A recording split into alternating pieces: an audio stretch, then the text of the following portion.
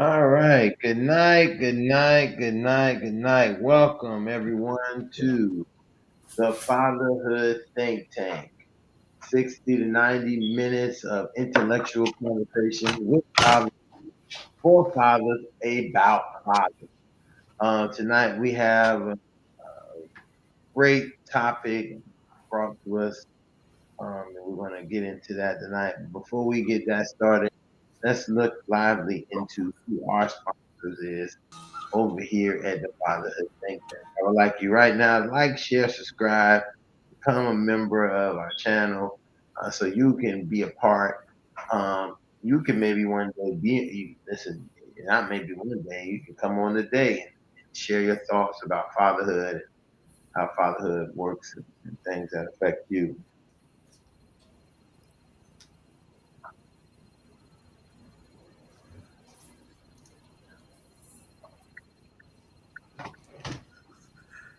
Rohan, did you just hear that introduction I just made? Yes, I did. Oh, okay.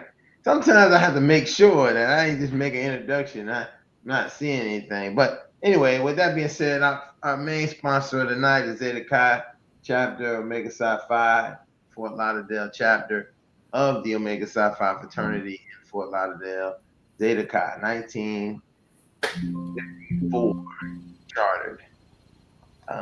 Also, our key sponsor is JAG, Attorney at Law, Miami-Dade, Broward County, West Palm Beach. If you're looking for a lawyer in the South Florida area, don't look so far. Look at JAG, Attorney at Law, Attorney Johnny A. Gaspar, Esquire. He can be reached at his email, j.gaspar at jag1law.com. All right, his phone number is 305-827-8787. Or if you want to see what type of law he practices and how he can help you, go straight down to his website, www.jag1law.com. That's another one of our key sponsors here at the Fatherhood Think Tank. With that being said, I want to welcome everybody. I'm Dr. Ron, the Fatherhood Think Tank curator, uh, mentor, educator, therapist. And we have a really interesting show for you tonight. We have the fathers who are going to be speaking on the panel.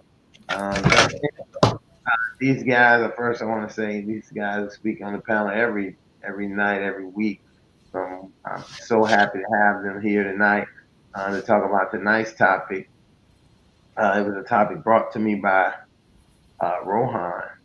And tonight's topic is about um, men and fathers. There are consequences for your emotions, and that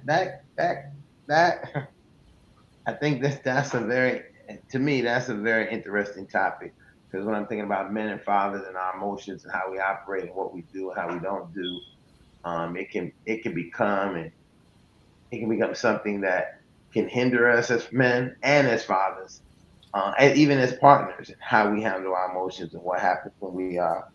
Uh, um, Sometimes I want to say even emotionally triggered. Are we emotionally trigger our children? Are we emotionally trigger our partner?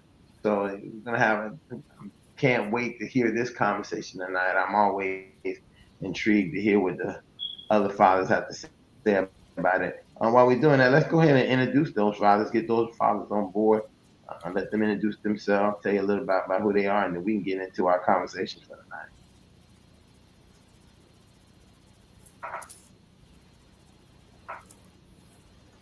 Okay, I'll go ahead and get started. Hi, uh, gentlemen. My name is Rohan Rodok. I'm a father of two young adults. Uh, I'm here as usual to share knowledge, understanding, and wisdom. And I'm looking forward for tonight's topic to empower fathers and men on the program and inside and outside in the world.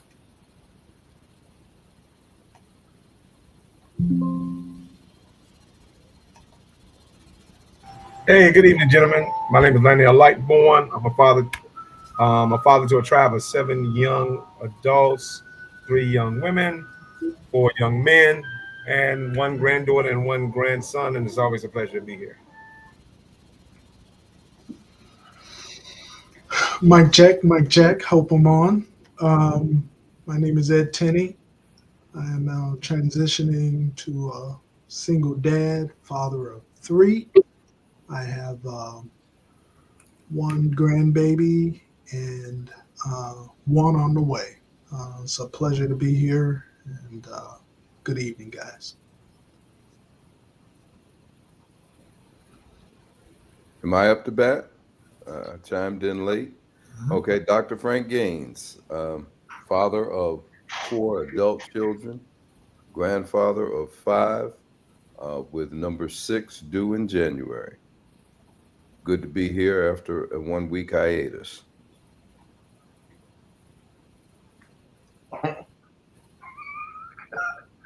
It's good to see you, brother Gaines. Like always, you know. It's tough. It's tough because we have this is the holiday week. Monday was a holiday all across the country. They take that Monday off because it's FAMU homecoming.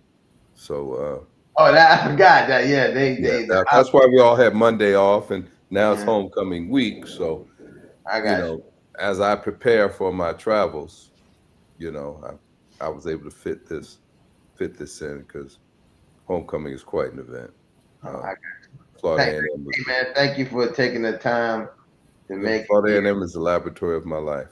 Yes, well, I mean, I think that That's a fact. It's the laboratory of my life. Everything that's happened to me came through I Florida. think that that right there, what you just said, is a perfect example of how we can kind of start this conversation because I think that using an example of a place like Florida A&M, a Bethune-Cookman College, a Southern University, Edward Waters, Florida Memorial, using those type of institutions um, were, I think, powerful in what we're talking about, establishing emotionality for young men and young black men and women in a world at a time where they may have not had knowledge of what they should do, how they should emotiate, in many aspects. And so, hearing you say that just made me think about how important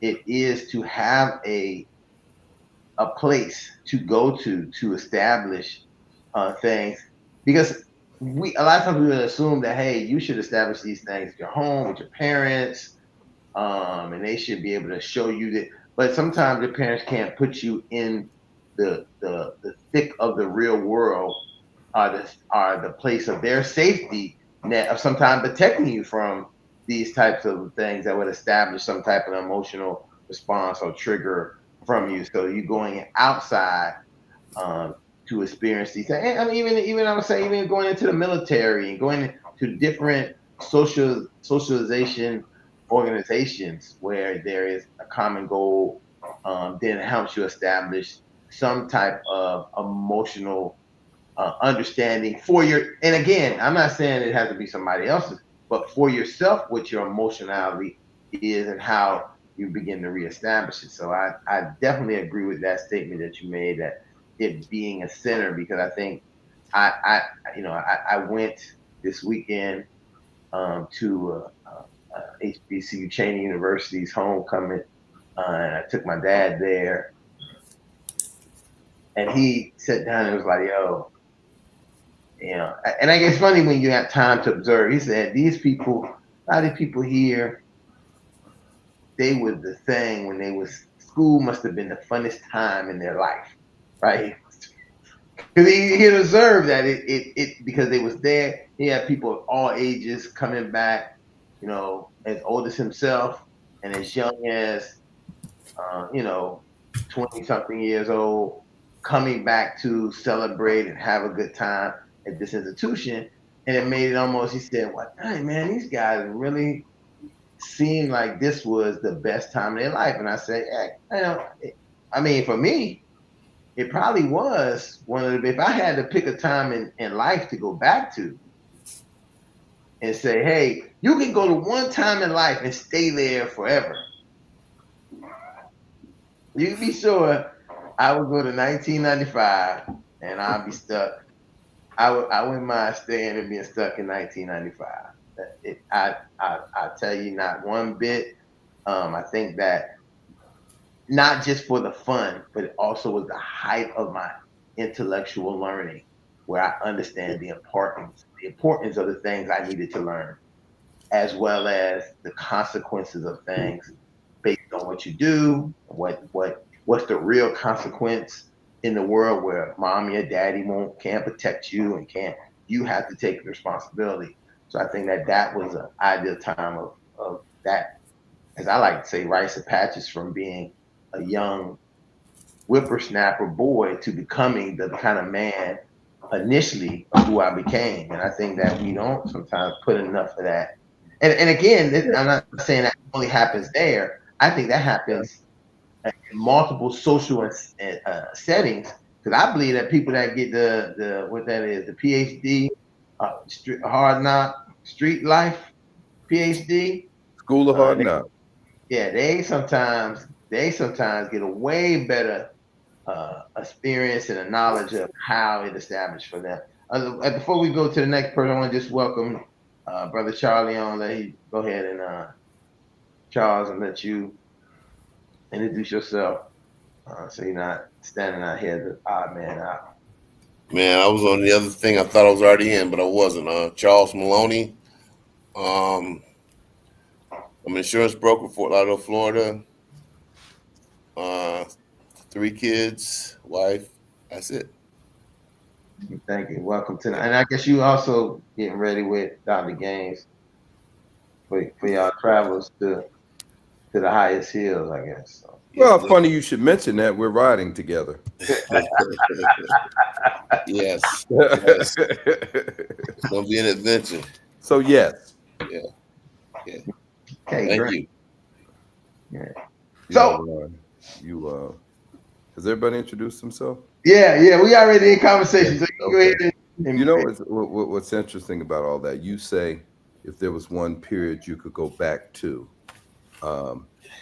Yeah, going back to my days on the Hill would certainly be, from the standpoint of having fun, because I didn't have the responsibilities I have now. My intellectual upbringing took place in my home, growing up as a boy under my father and particularly under my mother. Having, as a 14-year-old, she took me to class as she was earning her associates, and I would write papers. And so my intellectual growth really was taking place there.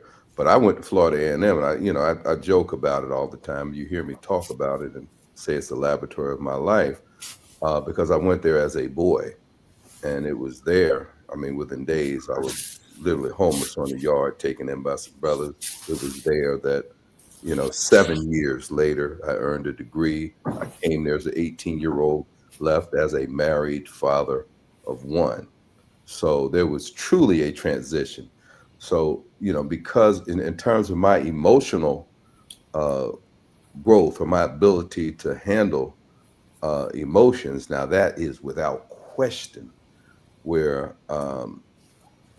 I developed in terms of how to deal with my emotions, good or bad. And as you know, we can't go into the process which shaped that because, again, coming into the organization, Ron and Chuck and I share, that was it was a very different time for becoming a part of the organization. And I spent probably a year and a half as a part of that process. So that shaped me emotionally.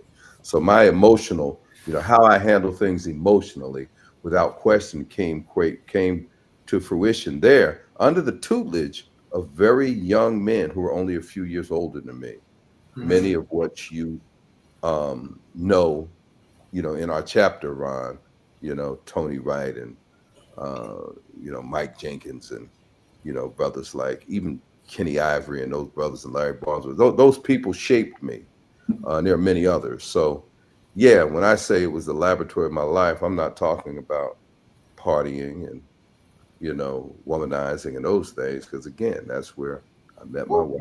who was talking about who's saying that? Hold Got on, married. that's not No, what. that's for Oh, those who might misconstrue I hope not, why because I we made it very why clear we that hold on. the rite of passage from Right. other So it places, was another so place. again, it was a different, for me, Oh, again, everything good in my life came when I arrived there from uh high school and left in the state that I was in. It happened through the laboratory of my life, and I always stick to that, Florida A&M.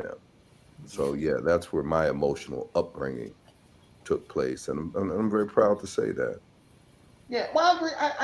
I fully agree with you, brother Gaines, because I think that, and I think this even goes back to the point that we're really trying to get to is what are we doing as fathers and as men for our children to be able to have emotionality? Because I think that the emotionality I had to go to college and be successful was based on exactly what you said. What I had learned from being a child of teenage parents who both had an equal love, right? It wasn't like this, like we a lot of times we see today, like they both was kids thrown into having a child.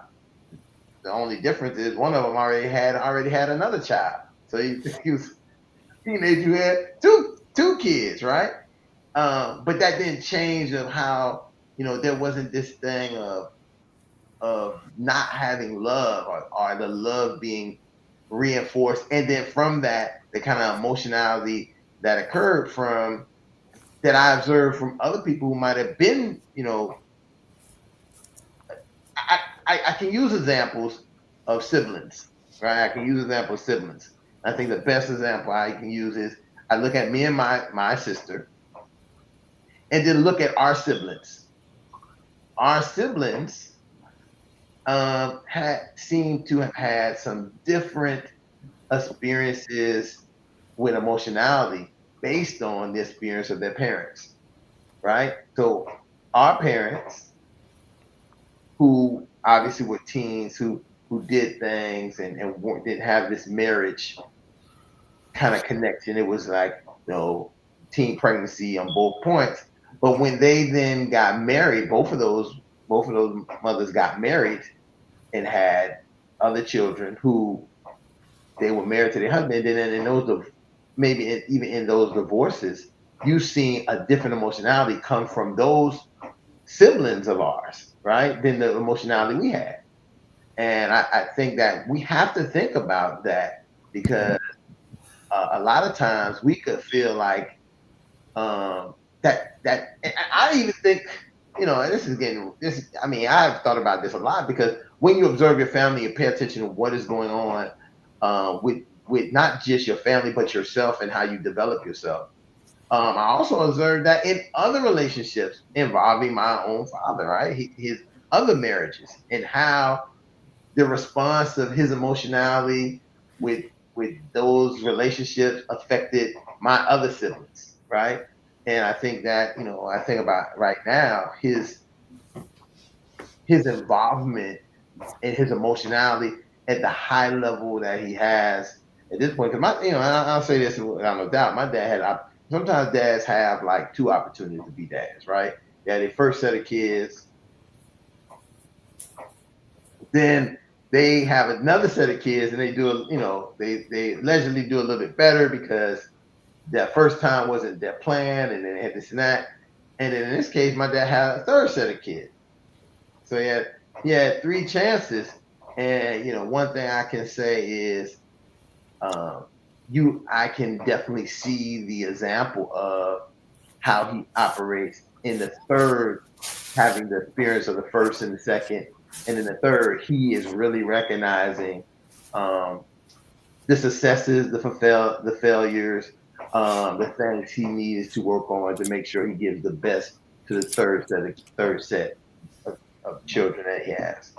And that to me is powerful because I think that sometimes people are not even looking and thinking of that. They just say, "Well, look, all these kids are the same.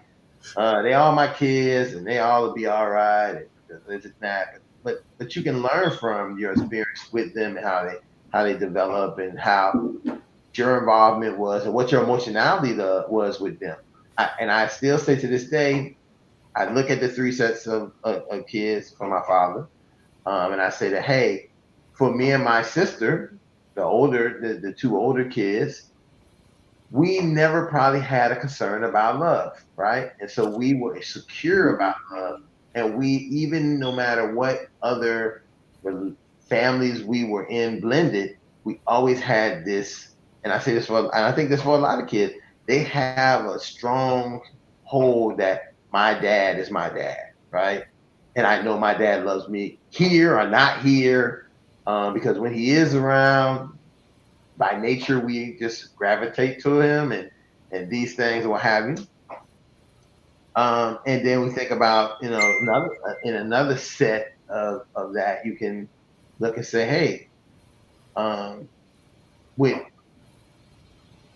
the offset of my siblings, my sister siblings, they didn't fare that well in the same instant because and I sing this because of the divorce and that they had this ideal thing. Like initially we were the outside crazy dynamic. And I know I'm starting to sound, but I just want to put this clear. We were the outside kids initially because when the remarriage, and then having kids in that marriage, we were like the baggage kid, right? In that marriage. And in that case, as that marriage went on, not that we had anything to do with that marriage or anything else, but we wasn't affected by either. I think that, in a sense, when everything went the way it went, that was still our mom, that was our stepdad, and guess what? We still had our dad. And so we didn't lose any love. Whereas for me, I know exclusively for my sibling, I feel like she felt like she lost her dad. And it's been the rest of her life kind of chasing and looking for, and that affected her emotionality. And I think her dad didn't even understand maybe how his emotionality and his experience as a dad did that to her. Again, I'm speculating a whole bunch of stuff just from my own mind. Listen, don't hold me to the fact. I don't want to get like, hey, how do you know it? I'm just going on what my professional, personal experience of seeing this and what I thought about it based on the experience of the breakdown. I'm not saying that this is a fact or fiction. I'm just saying this is my experience of what I think and feel that I observe. And that is something I want us to think about is as dads and the type of dads that we are and men, how is our emotionality then later affecting not just our partners who we're involved with, but then also affecting the children in ways that we could never even imagine. I still think about that for my own children. How is my experience and emotionality with their mother affecting how they're going to be? And then, and how do I fix it? So I not even fix it, but how do I face that and deal with it when it comes back to the time that it is addressed? Because we know these things get addressed later on some way or another. Do you think that she just had a different experience because of her being a female? Because females are more emotional with a lot of things, and we sometimes don't put that much emotion into it. We just kind of do what we have to do at that time. But it's difficult sometimes trying to understand something the way a lady looks at certain things. Hey, listen, Charlie, I agree. Charles, I agree with you. I think that I can't even. I'm just throwing it out there. Right. But I'm only saying it because so uniquely some experiences that both of these, my sister's sibling and my sister, well, my other sister, I have a younger sister, and I think that I have two sisters from my dad. Well, one sister from my dad, one from my mom, who ultimately became the same kind of person. Like as I look, they're not the same people, but their choices and who they became in life, how they revolved around life was very simple, became very similar. And I based it sometimes on just my opinion, just my my what a hypothesis is that they were happy family with a father and a mother and a family, and then that ended. And it wasn't ended in a way where today we would say, oh, let's go to counseling, let's talk about how that affects everybody. These things kind of happen ad hoc wise. But you know what? As I think about it, Charles, I think the problem is I'm leaving out something I think that has affected our communities that may have been a reason why that didn't happen. And um, that might also be a part of it as well. I'll leave it there. I'll leave it there. I don't want to go too much. I talk about myself. I don't like start talking on other people's stuff and then they give me a cuss out or something like that.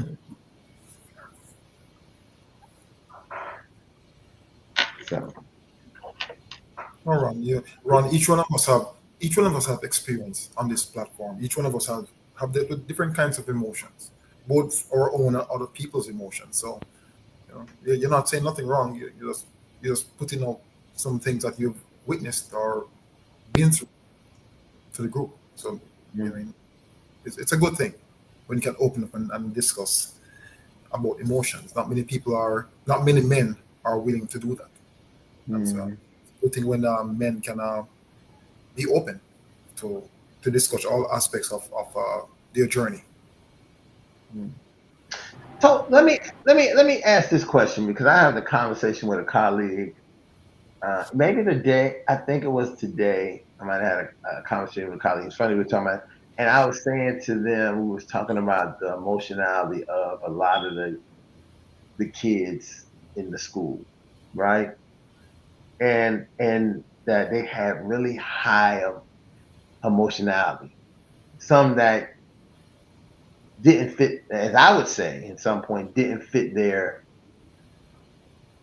gender type or fit who they were. It almost like they had emotions that didn't fit them, but they were acting on it because maybe that's what they have experienced or learned, right? And so I would, as I sometimes look and say, hey, you know, especially with come and speak directly to you, Dr. Gaines, is like from based on your experience of working with kids as well. Are you seeing that phenomenon of the level of emotionality in kids being maybe based on who they're getting their emotionality from, and is there a balance in how they're learning emotionality? Like you have two parents, I think that you have two parents, unless they're both high emotional people, you're gonna be high emotional, right?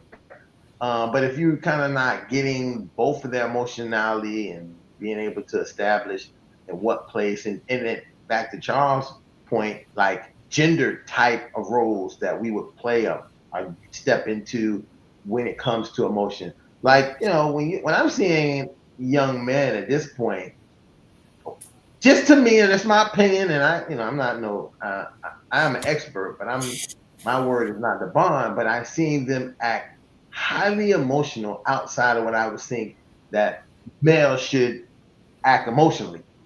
And I'm always wondering where are they picking up that type of emotionality. Yeah, that's a Um, that's a Slippery. that's dangerous. That's a dangerous area to delve into when you talk about uh, where emotionality comes from, and you're talking about young people.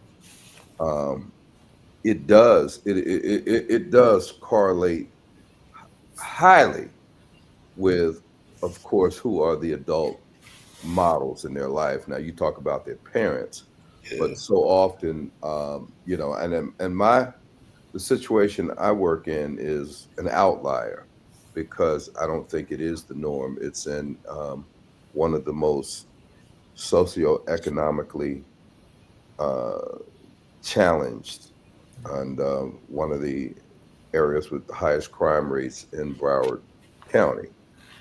So we have so many situations where the loudest voices in the room when it comes to children are those children who come from very, very difficult situations. And yes, whether it be from the parent, guardian, whoever it is that's responsible for the care of that child, whoever is um, whoever has the closest relationship with those children, of course, that shapes them. Now, that is also affected by, the who. When you're talking about a single parent, is it, a home with just a female Right. influence? Is it of just a male influence? Is it a grandmother? Is it a grandfather? So yeah, that shape. But then, there are those situations where, um, contradictions, uh, you know, develop because kids are rebellious. So it's like I say, my situation is sort of an outlier, but it's funny. Uh, I deal with a lot of, because I deal, in my post retirement, which is what I'm in right now, uh, occupation. I deal strictly with discipline at this school. I'm the guy, just discipline, and it's a heavy load.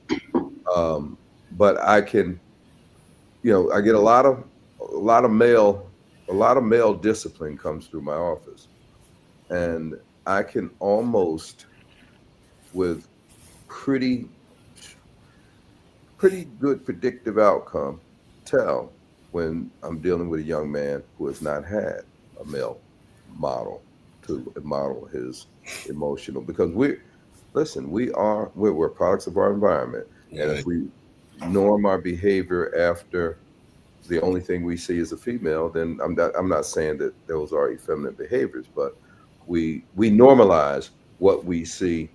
We normalize the behavior we see if it comes just from a woman, if that's the only person we see See, to model our emotions after. If there is no male presence, then we normalize what we see from those who are around us. If all of our models are women, and not to say that there aren't strong female models around that, where the behavior, is much like that you might see from males. I'm not saying that that doesn't take place, but you can tell, in a lot of cases, a lot of that comes from these, they're normalizing that behavior. Maybe it's coming from a female, and that female is dealing with stressors that they shouldn't have to because of the absence of males. So, I mean, it's a very nuanced discussion, and I think it gets very complicated, and it gets very emotional when you talk about that, because people will have opinions, strong opinions about what they think on this, and they will normalize, and those opinions are normalized by what they're seeing in their environment, their lived experience. So Mm. there is no singular answer to it as to what we can expect. But I think at best, um, you see patterns develop, that I believe. Yeah. I listen. I agree. I listen. I definitely think that even when I see this aspect, and this is why I'm even bringing it up, is because I think of some of the kids that I have that I think of some of my students and understanding their situational home, right? That they have dads, right? Hmm. But their emotionality is like, but I realize they have dads, but their dads are not the primary caregiver. Their dads are like, you know, and they don't always live with dad in home, nor do they just live with mom at home. Mom lives with other people in the home who they see this kind of behavior, like this back and Well, forth. Like there has Ron, there's also one other factor that what is that? all too often we don't get a chance to even know. It's the chemical imbalances.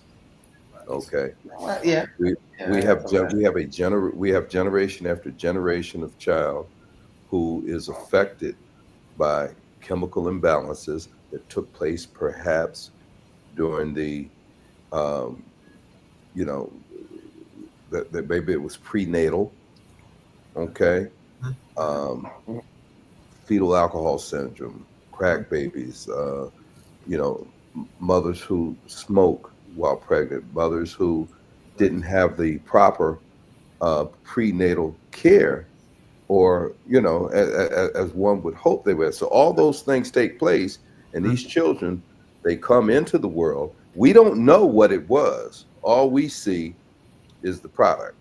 We got a kid here. What's wrong with this kid? We don't understand that there are chemical imbalances, and the children oftentimes they don't look any different than any other child, but their development um, has been affected, and you could see, and that's why we're getting so many children who are ADHD, who are uh, who have IEPs, okay, who have these 504 plans. The causes are unknown. We can't trace it back to what took place. So, in addition to everything that we're talking about here, there's also that factor. It's an unknown. It's a really Breastfeeding, yeah. breastfeeding. I found to add to that, breastfeeding is also something that is not that plays a role too. I've read that recently. Very interesting. Lack of breastfeeding, That's part of Charles. You said, Uh, Ron, you said the lack of breastfeeding.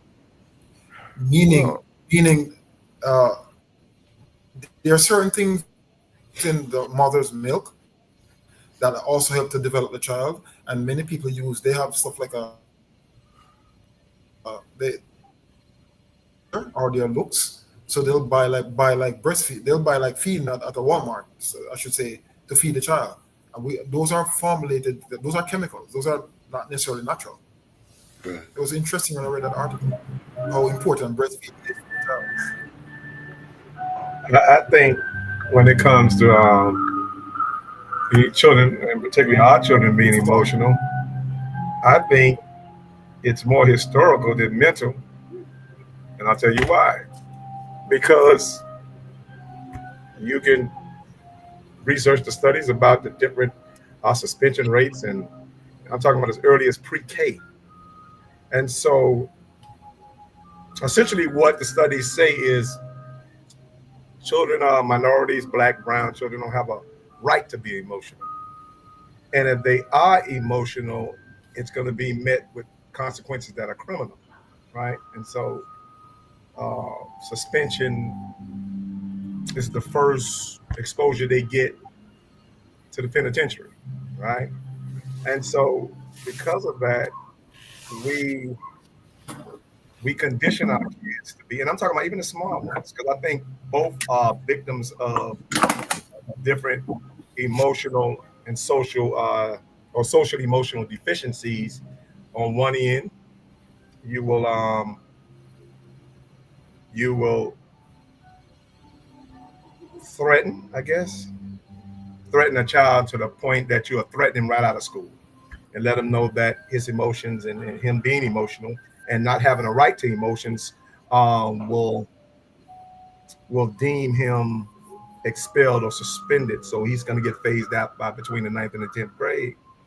And then you're going to have some who's going to make valedictorian, and they're going to be very excellent, and they're going to go to school, and they're going to become some of the most educated cowards you ever seen in your life. And so with that, um, you separate the brain from the guts, because that's what racism does. It separates a culture's brain from their guts. If we can control the brain. We don't really need the guts, right? And so these two, the brains and the guts, never really come back together. And so they lack each other so much. Then you start to get outcomes like gentrification and different things like that. And so I think we're poor studiers and poor managers of our own issues. And I think we need to be spoon fed. And this is the results of, of, of your emotions being suppressed and historically suppressed. And so I think we become spoon fed and have to go on psychological and in some cases scholastic and mental welfare, because if we don't have something fed to us, not something that we can validate and substantiate, but something that's validated by someone else, our own studies means nothing. And then so you start to see the social emotional, and not only just the social emotional, but the social economic effects of that. And so you start to understand that not a particular portion of our society or our culture is affected by this, but all of our culture is affected by that. And so until we study the entire narrative and understand that your losses are my losses, and as opposed to just attaching all of us to our wins and not to our losses, then we still lose. You know how they say, I think in algebra, they say a positive, a negative, or some crap like that, whatever the study is on that. But it's the same thing when it comes to this particular issue. So that's just something I'm just pondering on, and I'm still thinking on it right now. But that's just looking at the bigger picture of it. But I'm gonna leave it right there. Like what what you just said, and I clearly support, because my class is a class that is proactive. What you're describing, right? It's accepting their behavior and focusing it toward what will be beneficial to them. And what that means is redirecting the energy, all of that, to their academics, right? And so whereas in another standard class where they want everybody to follow into the rope way of doing things, that is almost, in many instances, I will say, that is the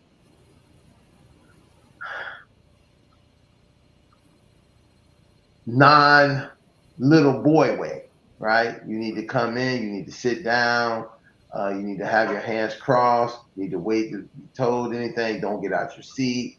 You cannot do any other things. You need to be completely still.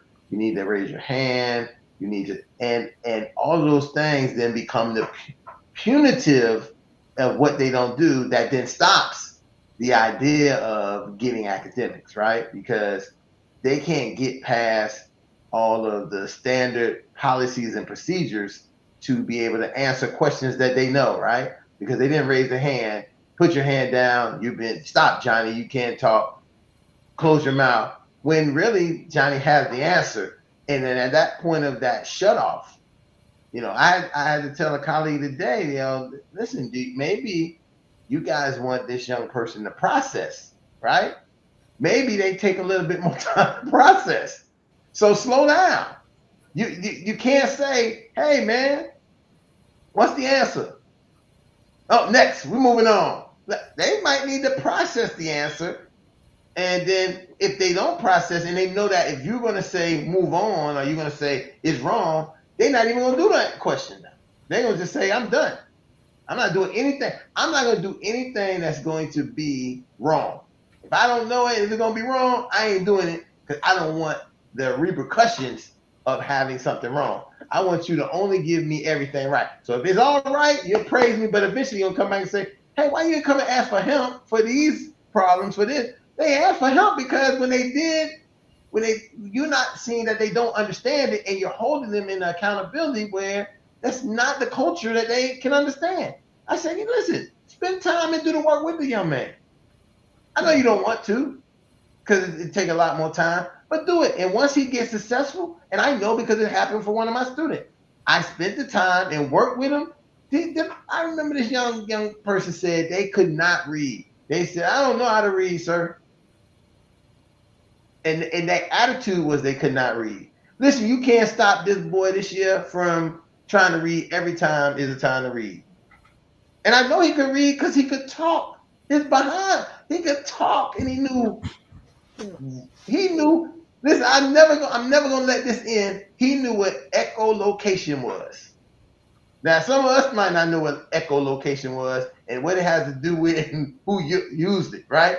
He knew that, but he said he couldn't read. He didn't know how to read anything. And I was like, but that word echolocation, none of the other students knew it. And he understood because he had the knowledge to learn. And it's about how bats communicate, how they see, how they move. He understood that. And so once you was able to give that little success, now his mom, who had a negative feeling about his schooling and what's happening, and people didn't like him and he wasn't learning, that turned completely around. I can't do no wrong. You know, I can't do no wrong. He can't do no wrong. We on the right path. But then again, that's changing the culture, changing the emotionality that I would have as a teacher and how I affect the kids with my emotionality, what I want them to do versus what their emotionality is. And now we on the same emotionality. You can talk. You can be loud. You can get up. I'm not throwing you out the classroom for that. But But Ron, you're talking about people that don't have. Okay, I'm going to go back to this with that kid. There's a kid with that particular kid. You're talking about a kid may, and I think it's different types of education because I think education is like air for me.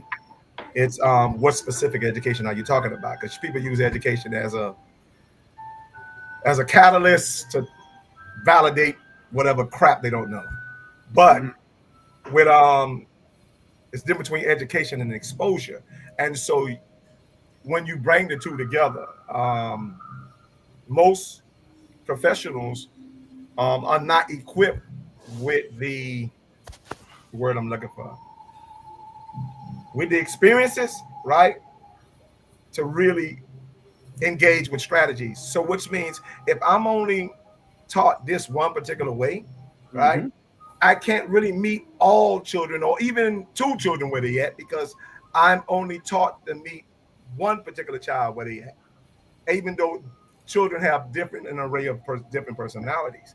And so if you have children, and particularly if you're dealing with a particular group, inner cities or whatever the case may be, or just a culture or population that have high disparities, then you coming in with limited strategies to engage a population with a diverse and an array of different personalities and what they call it disparities, then you're going to be. It's hard. And this is the hardest part for adults.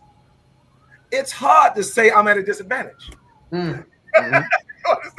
And so them children will make a believer out of you.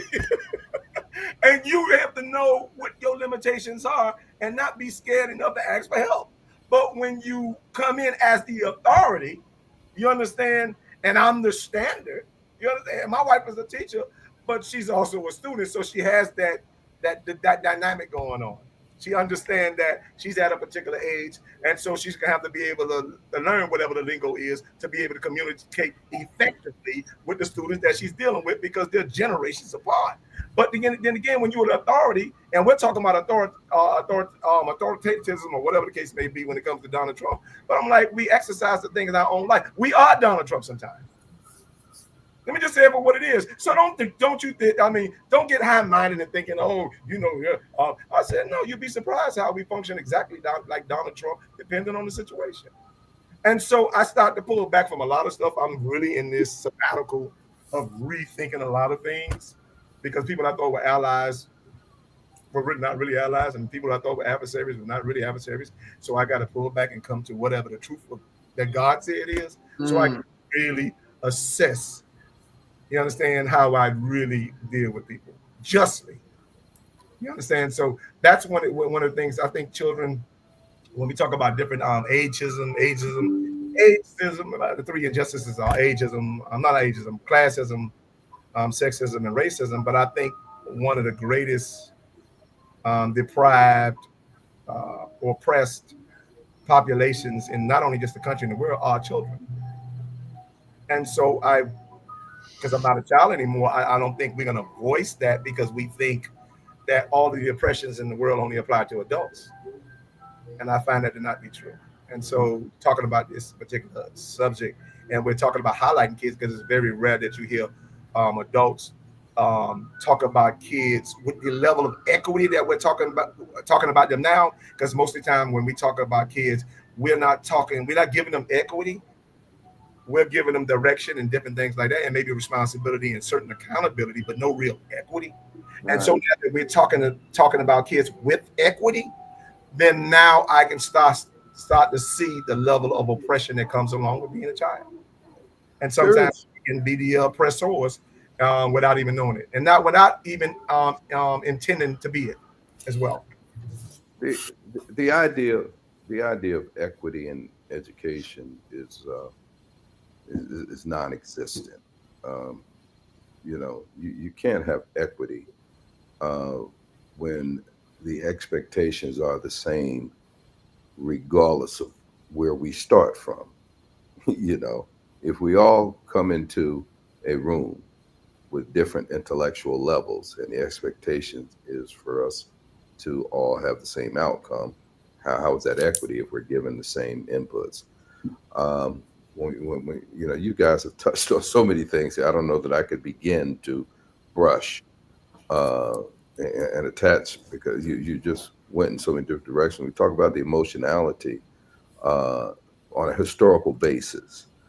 Um, yeah, there is a substantive effect on our emotionality uh, based on our success at what is the driving force that we evaluate people by, and that's the classroom. Okay, it has a tremendous effect. And if you take a class or group who constantly um, realizes a lack of success, yeah, that affects, it suppresses, it causes all types of issues, both in the school, in the home. But I think where that, and I don't want to get into, you know, a history lesson, but that comes from, we have a flawed design that we are trying to use to call education. The school was never designed to make over a society. It was never designed to reshape neighborhoods and communities. Schools were designed Right. to build an attendant workforce, okay? From the time that John Dewey developed the school model that we are now in. Now, you can go into a classroom in 2025, in a middle school classroom, and I was in a middle school classroom in 1972, and there is not a material difference between the 1970s and the 2020s between how education is delivered. Society has dramatically changed and been made over. But aside from there being computers and clothes, but we're not using technology in our neighborhood schools to a large extent. So, there's there's just, and so that's one piece. Now, this idea that we are actually engaged in an education process is also a misnomer. We don't listen. All children can learn, just not on the same day in the same way. Mhm. Okay, and therein lies, you know, therein lies our problem. It's not what children are doing that creates a problem in schools. It's how we react to it. Absolutely. Okay, the problem is not the kids; it's the adults. Mhm. Okay, 50% of the success that a child has is predicated on what takes place in the school. The other 50% takes place in the neighborhood. Nothing you can do about that. But you still have that child, and you got that child in front of you for X number of hours a day. And that is more than 50, that is far more than 50% of his waking life. So what we do with that time is what, really is the determining factor. You can offset much of, yeah, two steps forward, one step back. Guess what? You're still one step forward. I'm gonna, I have to stop there because again, there are just so many tentacles Mhm. to this, and we can make the research say whatever we want the research to say. I mean, But I have done, and this was the basis, you know, for my dissertation. It's the reason why, you know, finished with a bachelor's, and I said I'm going to get a master's. I want to understand why my people struggle so much, and I went in search of that with a master's degree, and found out that all the master's degree does is qualify me for a certain position. So then I said, no, I'm going to go to the PhD. I want to look. I want to find out. I'm going to find the answer to why is it that we struggle so much. And I found that in that classroom environment, there was no teaching taking place. It was for me to contribute to the field, a body of research. So Mhm. my practical experience is, and how I apply that practical experience based on, my life's learning is what really is what makes the difference. But let me digress and turn the floor. Let What? me Well, yield the floor. you're not that. Listen, I think that you brought us to the turn, now the games that we need to make. The turn, because we took such a. And I'm gonna let Travis introduce himself. Then I'm gonna take that pivot to right to where we right where we need to be in this conversation. Travis, come in, and then I'm gonna take us to that pivot. To that pivot. Hello, guys. How you all doing? It's nice to sit here and listen to what you all are talking about. I just want to give y'all a little update. I'm now the PTSA president for Henry E.H. Reeves. I'm also the PTA president for Turner Tech Senior High School. Of course, I got my two boys, and of course, one is going playing for North Miami Senior High School, trying to for basketball for that situation. So the lifestyle that I'm living right now. And on top of everything, I wanted to just announce this to you all. I don't know if y'all know, but there is a major impact that's going on right now, which is a program called All Pro Dads. And I'm also a captain at Henry H. Reeves that's doing All Pro Dads, and they're inviting all the fathers, all the males to come into the schools to make an impact into these into like the whole educational aspect. So as I hear you all speaking, I'm also gonna also reach out and give you an invite to our events that goes on, so you all can share, and be a part of whatever's going on with the educational system. Yeah. And so thank you, Travis. That Not to puts mention, I want to say congratulations as well, man. That's a serious impact, and pray that God's strength and His love guide you. well, and I think Appreciate that this goes right into, yeah. Let's give that clap up to the brother and big ups. I think that puts us in the pivot. It's funny that Travis would come and say what he was going to say, right? Because that puts us to the pivot of, we had this intellectual conversation about education, how education operates, and what have you. But it resorted right back to this part of where dads find themselves, fathers and men find themselves in the education, and through the education becomes showing the example of emotionality, right? So in this case, Dr. Game, when you were saying it was so much to talk on, we want to stay right in the place of who we can talk about, and that's fathers, and what fathers can do, and how fathers operate within it. And then Travis comes and he puts a hammer right on that nail that was sitting. And this is why I say I love this platform. It is a place that all of suddenly you can be having a conversation, and you think the conversation is like, hey, where are you guys at? Where they going? But the fathers will bring it back to what it is. All Pro Dads is an excellent program that's working. And I know I've known about it for a number of years. My boy, what's his name? He's That over be on there. the think tank. Yeah, I know exactly who you're talking about because I went out to a few of his things. Yeah, he has it over there, Bethune Elementary, Correct. where he was at. And he really bugged it up, because again he bugged it up, and this is where the part comes, I say, about teaching emotionality, how it becomes. He did it because his sons were in the school, and he wanted to show an image and bring as many. He was working with us here in the Fatherhood Think Tank, Fatherhood Mentorship Program, all of the programs we had. And then he said, hey, and I said, do it. Don't take, you got so much from here, you can take it there and add, because sometimes people go to these programs and just do them to do them, and ain't had no real conversation or whatever. I'm just holding a position, right? People like to hold positions. Well, it's a difference when you have a position and you're trying to make a change. Not even, I won't even say making a change, but making an impact. Because I don't think a change is what's needed, it's just the impact. And when that impact is there, people recognize. Change comes from the impact. If we had a meteor hit the earth, people won't change. They will probably change how we live and how we do because of that impact when it hit the earth, not because they heard it was coming, but after it happened.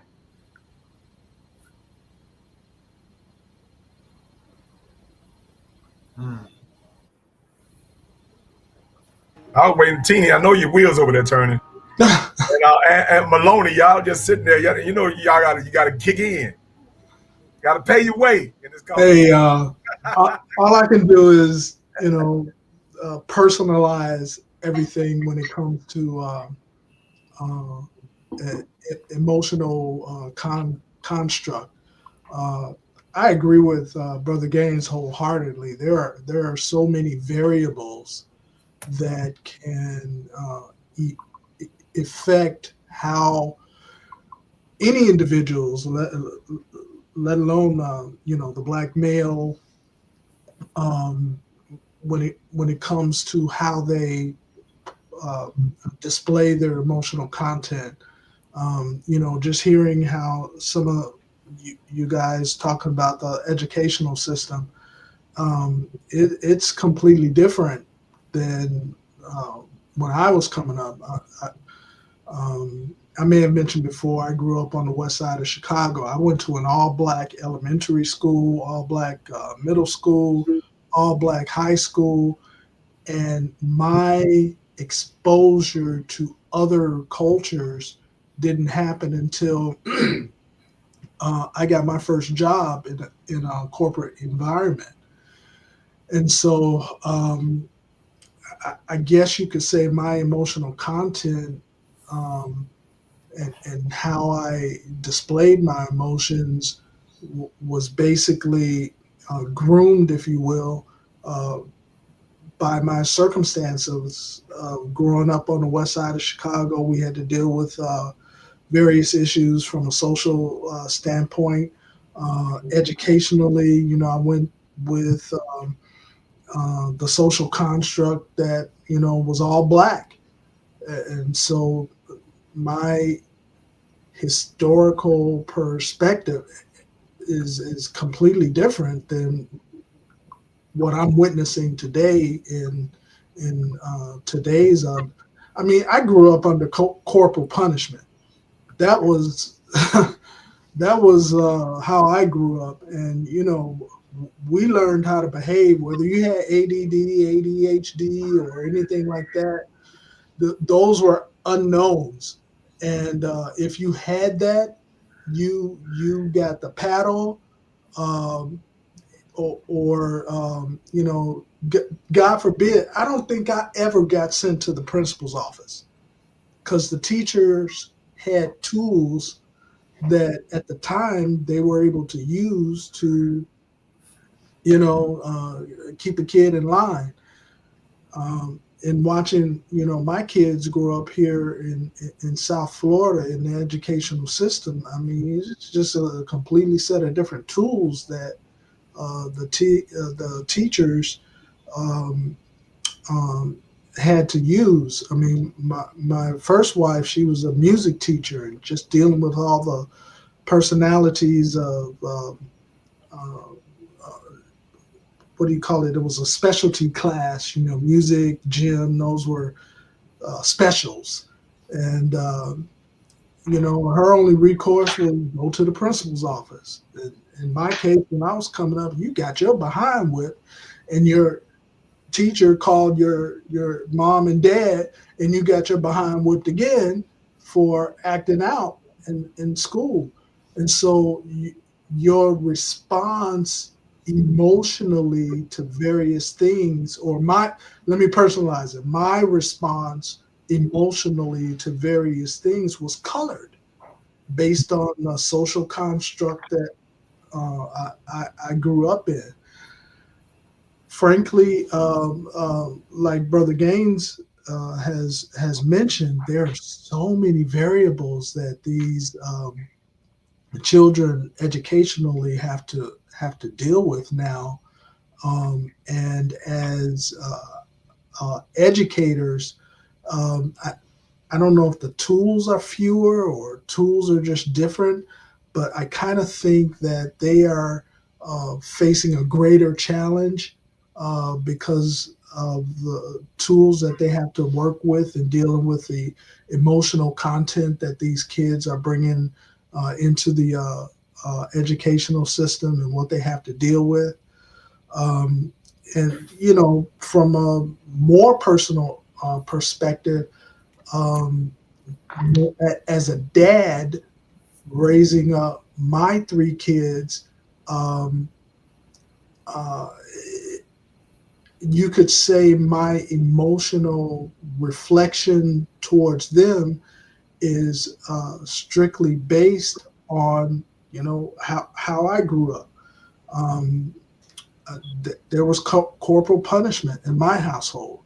My more so for the boys than the girl.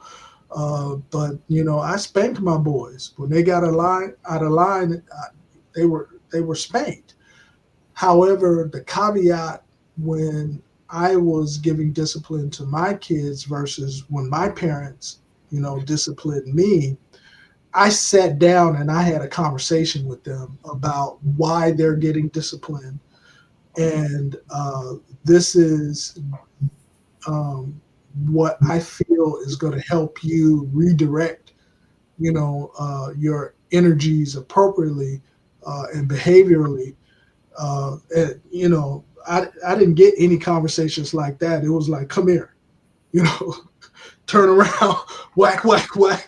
And there was no conversation at all about, how so Figured it out. You just yeah, yeah. So hats off to educators today because I think they I don't know. Personally, I think that it's an uphill battle. Uh, Also, hats off to fathers today because I think some of the same tools that were used when I was growing up, by law, there's a certain extent to which you can, spank your child. I was spanked with an electric cord. I don't think you're allowed to do that with your kids today. Uh, but fathers disciplining their kids today, or mothers disciplining their kids based on certain emotional reactions that they're having, I think it's just different. And with the social networking, you add that that construct in everything. I mean, we're dealing with a gamut of how kids respond emotionally to various things. It's it's a it's a pop off society as far as I'm concerned. Kids just pop off, at the very slightest thing. That for us, when I was growing up, if you got teased for something, the worst thing that can happen is, meet me after school at 3 o'clock. So I hats off to fathers who are raising their kids in today's emotional construct. It's very different. Right. And I would like to can I add something to the conversation? Um, as I'm one of the young brothers, and of course going through the motions of everything, having three schools, teaching my after school program, just basically going through basically when we talking about emotional intelligence, when we're talking about these kids and the education that they're receiving, I'm in the school. I see it every day. I have over 50 schools that I have to maintain air conditionings, and I deal with the principals. I deal with the ministry. I deal with so much, and I see so much as well. What the thing that, and even in my program, like I've been doing this thing since 2010, and what I lacked, and I always go about me and what I've lacked when I was a kid. I try to make sure that these kids can get what helped me become successful, what would help me get to this person that I see every day in the mirror.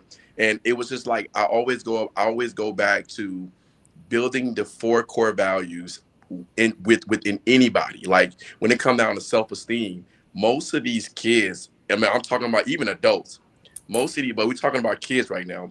And we also talking about the fathers. When it comes down to confidence, a lot of us don't have that. A lot of us don't even know what that is. And I mean, to really love yourself, to really care for yourself.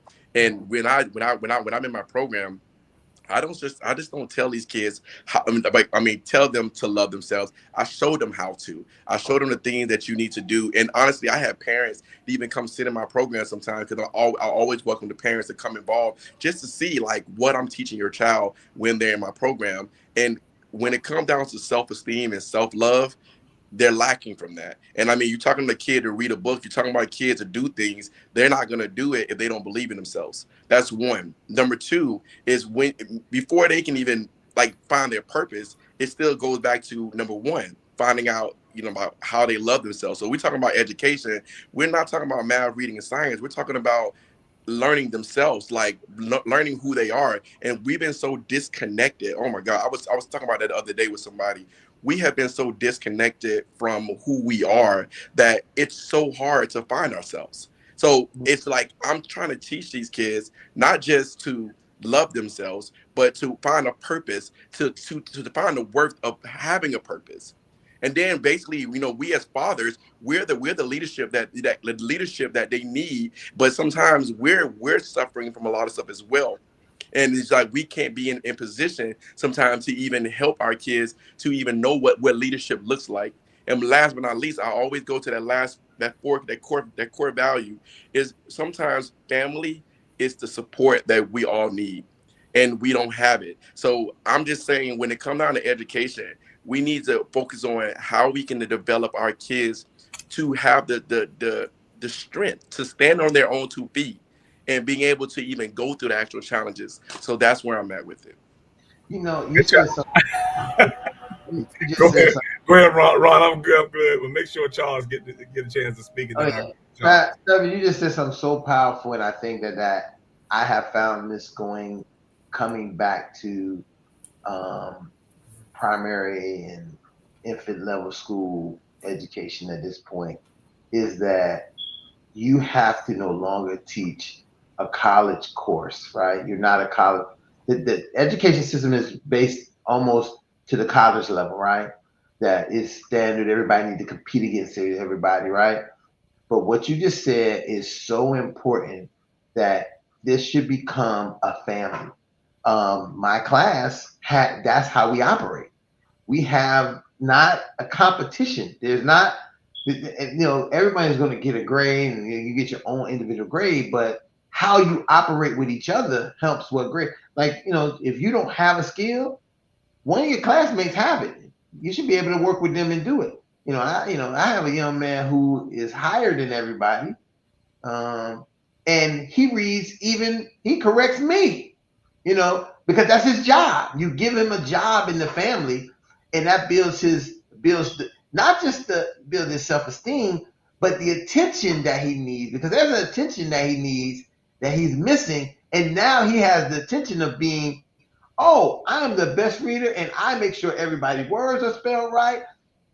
Two things happen. It builds him, and it builds everybody else, as well as his academic. But he does that not as a classmate, he does that as a family member. And if that can transfer over from this classroom environment to back to their home. And that's where some of the stuff we gotta, and it's hard. It's hard I'm in a special case because I have a certain number of students that I can have to do that. Somebody with 30 kids, people would say they wouldn't be able to do it, but I disagree. I believe that you could. The only problem is what Brother Gaines talked about, Dr. Gaines talked about earlier, is the system's not going to let you, because they have a standard of what you should be, your outcome should be, regardless of who you got in the class. You need to have the same outcome as the people who have had everything their whole life. And that's not feasible. You got to find another way to get them just exposed, not glaze all the material and everything over top of them, and then they feel insignificant, and then they feel unsuccessful, and then they feel like failures, and they feel like, why even do this, because it's not for me, and I'm not a part of it.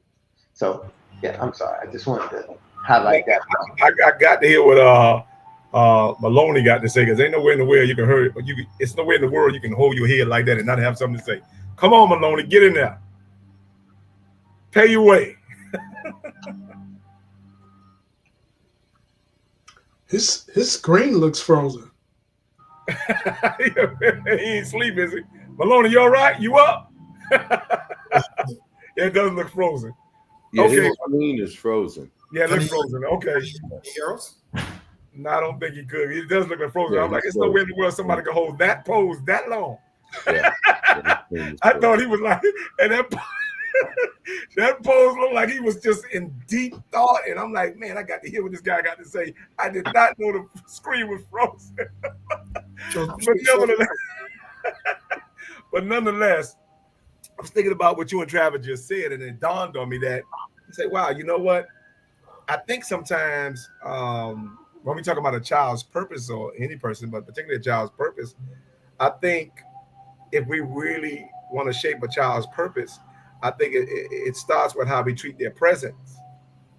And I think the present, how you treat them in the present, and what you just alluded to, Ron, about you gave them purpose within their presence. And you matriculate that presence into their purpose. And so they may be good at something they don't know they're good at, but you kept them being, or you gave them practice enough to be good at it. And you would be surprised how many children matriculated to so many different things. And I'm gonna be honest, you can't be good at everything. I don't want to learn how to cut grass. I'll tell you straight up. I just hate manual labor. Even though when I was trying to take care of when I had my two boys, that's the only jobs I can get. I graduated from high school, so manual labor is like the job you can get, in which I really sucked at. But you sucked at it when your supervisor tells you sucked at it. And if a white man tells a black man that you suck at hard labor, you know you really suck at hard labor. And so I'm gonna leave you with this when it comes to education and children and dealing with emotional behavior. If that child is not good at what you're doing, they're going to be good at what they do. So if you don't meet them where they are and pull them and help them find some success at what they're doing, they're not going to sit up there and be the butt of math and reading. They're good at wrecking your class. Absolutely, I would agree. Admiration and adulation of the children around them.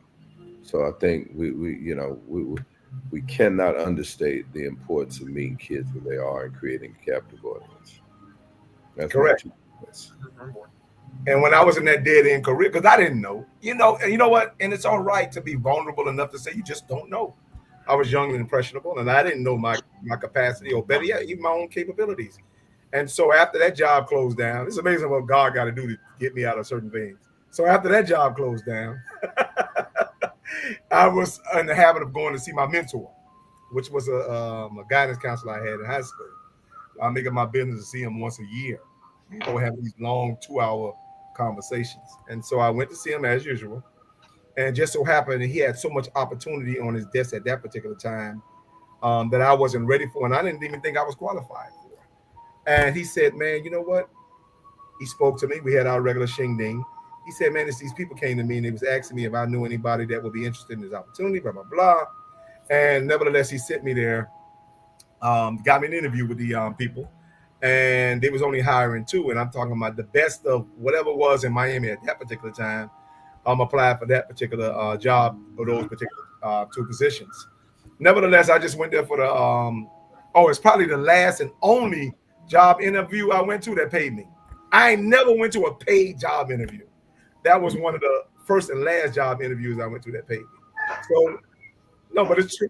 I'm just telling you a true story. And so I went there, and my expectation was, because I had 2 sons at the time, I'm like, okay, I'm going to go there. These people is far out, far exceed my experience or whatever the case may be, my qualifications rather. And I told him, I said, okay, I'm gonna go there. My goal was to go there for the food and the check. That's it. That's my expectation. The food and the money. I knew that they was gonna pay us at the end of this 4-day interview, and I knew they was gonna feed us during lunchtime during the interview. So I went there for the food and the money. And at the end of the whole interview process, I was the first of the 2 they chose.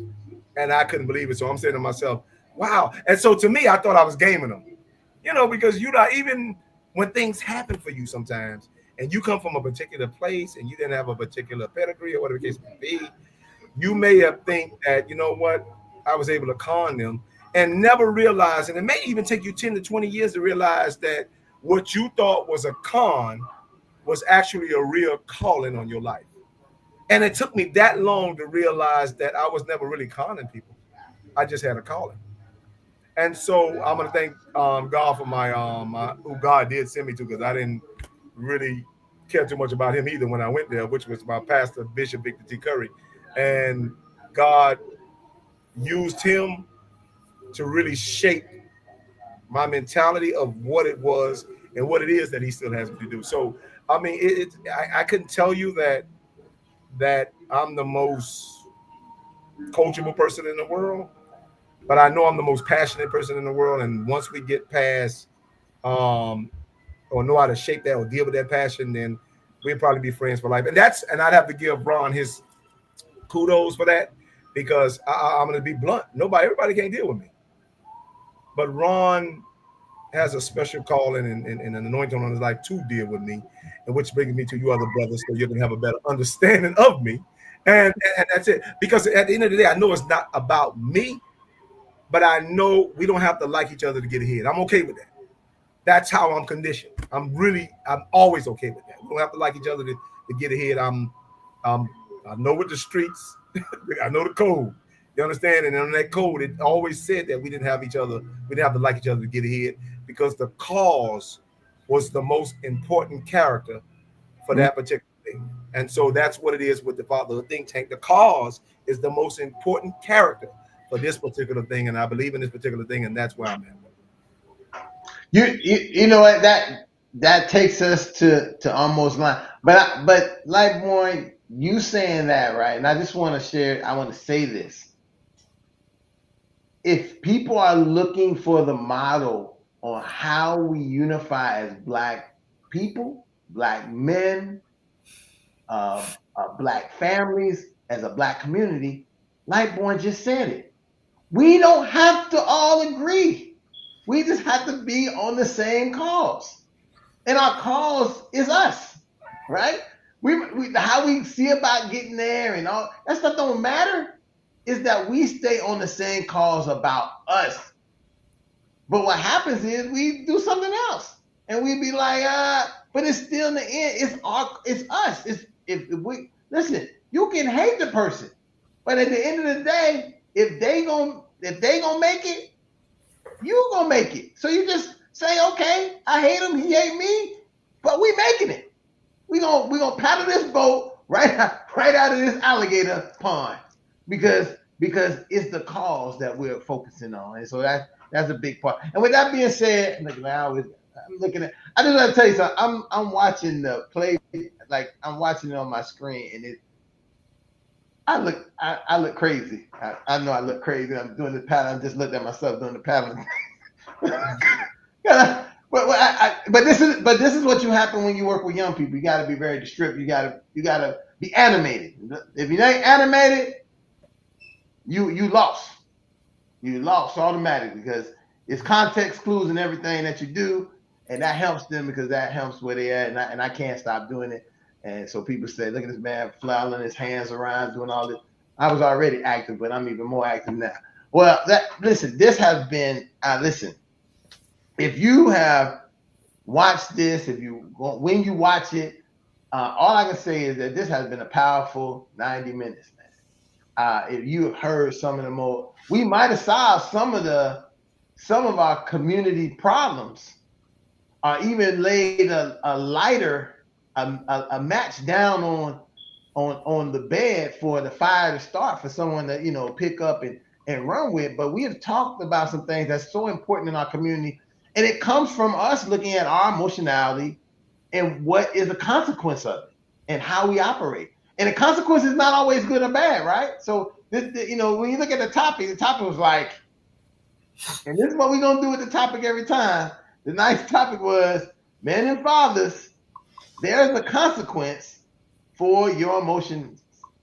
And I think that sounds one way, but I think as we end right now, we see it a completely different way. and it leads in the same strength-based approach that I think that as the fathers and men that we are, that we live our life by and that we operate by. So it doesn't matter what the topic is. I think at the end of every one of our shows, they all gonna have the solution-based, the strength-based that you can move forward with what we talked about. And with that being said, Father, repeat after me. I am. I am. I am. I am a man of honor. I I am. am a man of honor. I am. I am. I am. I am. I am a man of courage. I am a man of courage. I say I am. I am. I am. I am. I am a man of respect. I am a man of respect. Fathers, I say that I am. I say that you are. You are. I say that we are. You are. We are. Championship We are. Championship Here we go. As we always do, we always lift our children on our arms, our families on our back, and move our communities and our families forward. Thank you again for joining us tonight.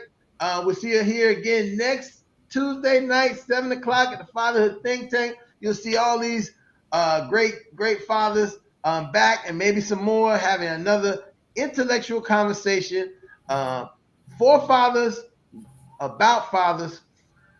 No. With fathers, for fathers, about fathers. I gotta get them lines down packed, but we got it. See you again next Tuesday at the Fatherhood Think Tank. Thank you for joining us tonight. Good night.